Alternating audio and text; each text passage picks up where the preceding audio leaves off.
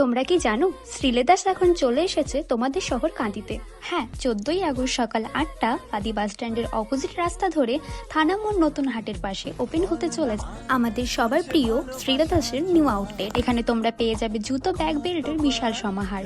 Women's ফুটওয়্যারে থাকবে সুন্দর সুন্দর ফর্মাল, ক্যাজুয়াল শুজ, স্লিপার, জুতি, প্রচুর আইটেম।